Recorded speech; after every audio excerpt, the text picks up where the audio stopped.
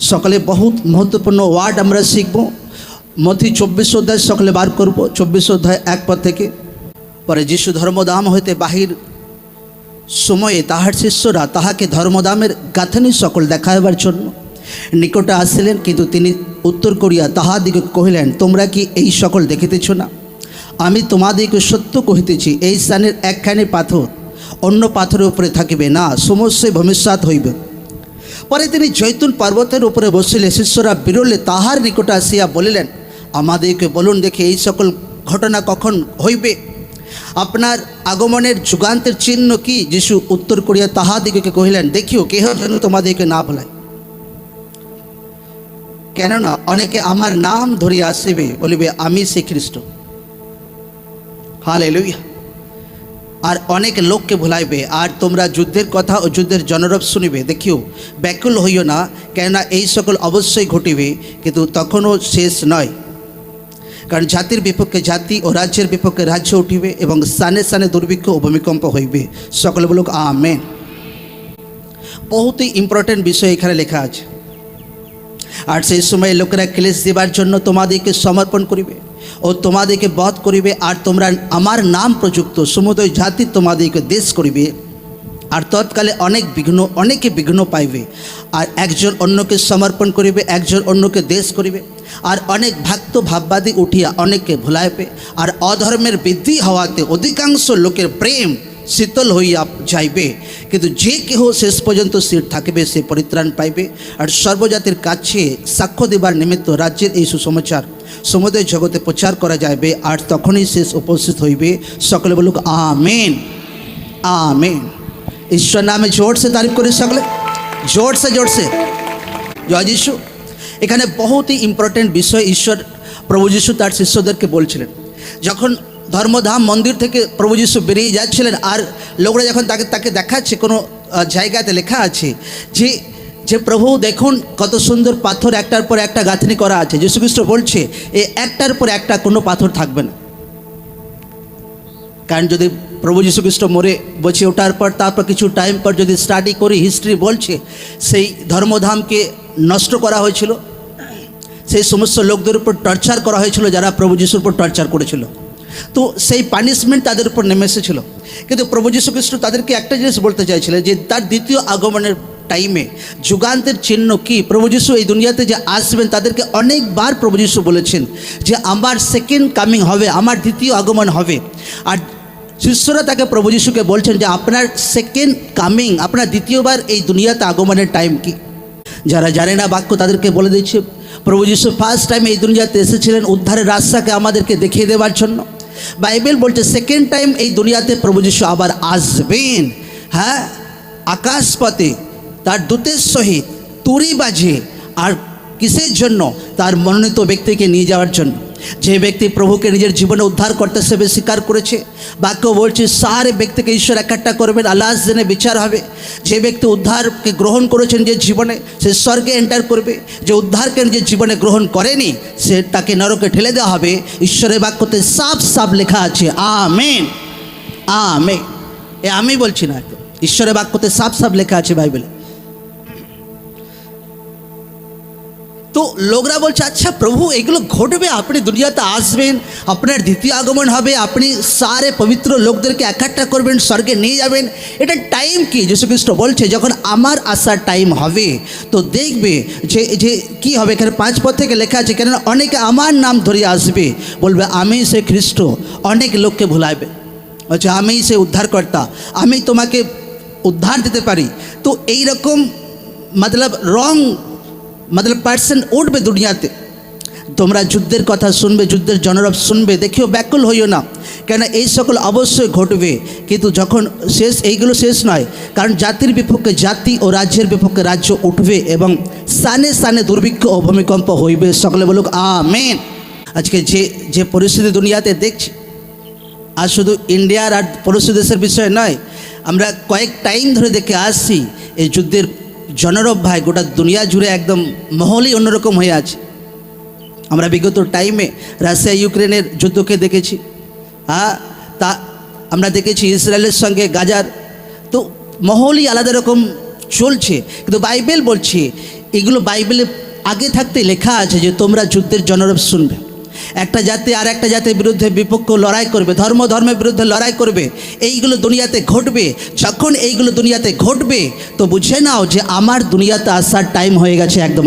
Amen, amen. এবার লোকরা বলতে পারে প্রভু এটা তো 2000 বছর আগেকার কথা, 2025 বছর আগেকার প্রভু যিশুর বাক্য, তো আজ 2025 বছর হয়ে গেছে, তো এখনও প্রভু যিশু দুনিয়াতে আসেননি। প্রভু যিশুর হাতে আপনার মতো ঘড়ি নেই। আচ্ছা, এখন ভাই কটা বাজছে? হ্যাঁ, এখন বাজছে 11:56। প্রভু যিশুর হাতে কোনো ঘড়ি নেই, তার কোনো টাইম লিমিট নেই। ঈশ্বর আমাদেরকে ঘড়ি দিয়েছে যেন আমরা রাত দিন যেন বুঝতে পারি, সময়কে যেন বুঝতে পারি। হ্যাঁ, ঈশ্বরের কাছে একদিন আমাদের কাছে সেটা 1000 বছরের মতো একদম। আর যীশু খ্রিস্ট হর এক ব্যক্তির জন্য ধৈর্যতা আছেন যেন লোকরা সুসমাচারকে শোনে, লোকরা যেন বাক্যকে শোনে, লোকরা যেন মনকে পরিবর্তন করে, আর লোকরা যেন স্বর্গে এন্টার করে প্রভু যীশু জীবিত নামে। Amen, amen. তো এই পরিস্থিতিতে যখন দুনিয়া এইভাবে যাচ্ছে তো ঈশ্বরের ইচ্ছা কি? ঈশ্বরের ইচ্ছা বাইবেলে লেখা আছে 14 পদে, আর সর্বজাতির কাছে সাক্ষ্য দেবার নিমিত্ত রাজ্যের এই সুসমাচার সমুদয় জগতে প্রচার করা যাইবে, আর তখনই শেষ উপস্থিত হইবে। সকলে বলুক আমেন। হার জাতির কাছে সুসমাচার প্রচার হবে, হার জাতি, কোনো জাতি বাদ থাকবে না। এটা আমি বলছি না, ঈশ্বরের জীবিত বাক্যতে লেখা আছে। আজ হার জায়গাতে ঈশ্বরের সুসমাচার প্রচার হচ্ছে।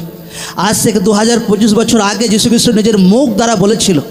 এই জন্য বাক্যতে লেখা আছে যে প্রভু যীশু নিজে বলেছেন যে আমার মুখ থেকে বেরোনো কোনো বাক্য কোনোদিন টলবে না, একদম আকাশ পৃথিবী টলবে, ঈশ্বরের বাক্য কোনোদিন টলবে না।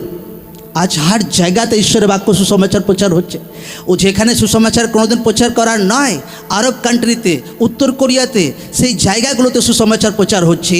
সেই জায়গাগুলোতে লোকরা প্রভুকে উদ্ধার করতে হিসাবে গ্রহণ করছে। আর এটা এই টাইমে ঈশ্বরের ইচ্ছা যেন সুসমাচার প্রচার হোক। কি প্রচার হোক? জোরসে বলে কি প্রচার হোক, কি প্রচার হোক। এবার লোকরা বলে প্রভু এখন আবার কি করে সুসমাচার প্রচার হতে পারে? ওদিক থেকে তো ভাই ড্রোন পড়ছে, ওই থেকে তো মিসাইল পড়ছে, এখন আবার কি করে সুসমাচার প্রচার হতে পারে? আমি কালকে আবার একটা স্পেশাল বাজারকে ফোন করছিলাম, আরে কী করছো? আমি তখন বাজছে 9:30, আমি কী করছো? সুসমাচার প্রচার করতে যাব। এই ভাই সুসমাচার প্রচার করতে যাবে? হ্যাঁ, বেরোবো এখন সুসমাচার প্রচার করতে। হ্যাঁ, তোমাদের দিকে তো ভাই মিসাইল পড়ছে, ড্রোন পড়ছে।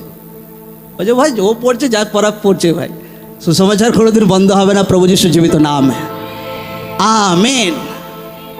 হয়রান, আমি রিয়েল বলছি, এরকম বিশ্বাস দুনিয়াতে কোথাও পাবে না। আমি বলে দিচ্ছি, পাঞ্জাবের মতো বিশ্বাস। পুরা রাতে ভাই ড্রোন প্রবলেম হচ্ছে, এ হচ্ছে, তা হচ্ছে। মন্ডলীর লোক ভাই দিনে ভাই সুসমাচার প্রচার করতে বেরোচ্ছে, বাসে করে, গাড়ি করে, ট্রেনে করে। আমি জানি না এদিককার বিশ্বাসী হলে কি করতো, যে প্রভু এখন আমি ঘরে ঢুকে বসে থাকি, যার উদ্ধার পাওয়ার ভাই সে নিজে নিজে উদ্ধার পেয়ে যাক, আমি বেঁচে গেছি, আমি ভাই এখন স্বর্গে স্বর্গে যাবো, আমি ব্যাস এতেই খুশি।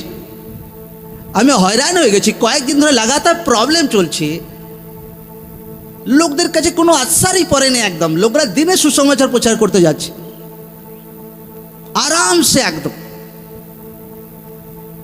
হালেলুয়া। কারণ এইটা ঈশ্বরের ইচ্ছা যেন সুসমাচার প্রচার হোক, বাক্যতে লেখা আছে। এবার যদি মণ্ডলী যদি মনে করে আচ্ছা প্রভু এখন পরিস্থিতি তো অন্যরকম যাচ্ছে, এখন কীভাবে সুসমাচার প্রচার করতে পারি, মতলব সেই ব্যক্তি বিশ্বাসে কমে আছে, তার জীবনে বিশ্বাসে কমে আছে। আজও সুসমাচার প্রচার করতে বেরোই লোকরা। আমি যখন রিপোর্ট নিই, আচ্ছা কী হচ্ছে, আজও প্রার্থনা চলছে। আজও আমি যখন রিপোর্ট নিই কী হচ্ছে, প্রার্থনা চলছে, হাজারো লাখো লোক প্রার্থনাতে বসে আছে। এর আচ্ছা কিছু একটা যদি পড়ে যায় ভাই বাস। আমি এরকম বিশ্বাস ভাই দুনিয়াতে দেখিনি। প্রভু যিশু জীবিত না, আমেন। আর কালকেও প্রচার করতে যাবে, আমি জানি লোকরা কালকেও প্রচার করতে যাবে। লোকদের বিশ্বাস কীরকম লোকরা বুঝে নিক একদম। হ্যাঁ, মহল আলাদা, পরিস্থিতি আলাদা, লোকরা সুসমাচার প্রচার করতে যাচ্ছে। হৃদয়ে প্রভু যিশুকে ছেপে ফেলেছে প্রভু যিশু জীবিত নাম, আমেন। মতলব লোকরা প্রভুকে নিজের হৃদয়ে একদম গেঁথে নিয়েছে একদম। প্রভু প্রেম, প্রভু সুসমাচার, প্রভুর জীবিত বাণী, প্রভুর জীবিত ওয়ার্ড, এইরকম বিশ্বাসী হওয়ার দরকার আছে প্রভু যিশু জীবিত নামে। ঈশ্বর আপনাকে এইরকম বিশ্বাস দিক প্রভু যিশু জীবিত নামে। আপনার বিশ্বাসের হৃদয় আত্মাতে প্রভু যিশুর বাক্যের ছাপ থাকুক প্রভু যিশু জীবিত নামে। আপনার বিশ্বাস সেম না থাকুক প্রভু যিশু জীবিত নামে। ঈশ্বর আপনাকে স্ট্রং বিশ্বাস দিক, সামর্থ্য বিশ্বাস দিক, পাওয়ারফুল বিশ্বাস দিক, সুসমাচার প্রচার করা বলা বিশ্বাস দিক। Amen, amen, hallelujah, hallelujah, hallelujah. বাক্য বলছে এই টাইমে ঈশ্বরের ইচ্ছা যেন সুসমাচার প্রচার হয়। যদি ঈশ্বরের সুসমাচার প্রচারের ইচ্ছা না হতো তো ঈশ্বর বলে দিত, না ভাই দুনিয়া মহল অন্যরকম যাচ্ছে, তো তোমরা চুপচাপ বসে থাকো। লোকদেরকে সুসমাচার দেওয়ার দরকার আছে। যেগুলো বাক্যতে লেখা আছে যে দুনিয়াতে এগুলো ঘটবে, মানে ঈশ্বরের বাক্য রিয়েল আছে। আপনি যদি মনকে পরিবর্তন করেন, অনুতাপ করেন, তো ঈশ্বরের উদ্ধার আপনার জীবনে আসবে, ঈশ্বরের পরিত্রাণ আপনার জীবনে আসবে। Amen, amen. ঈশ্বর নামে জোর সে তারিফ করি সকল।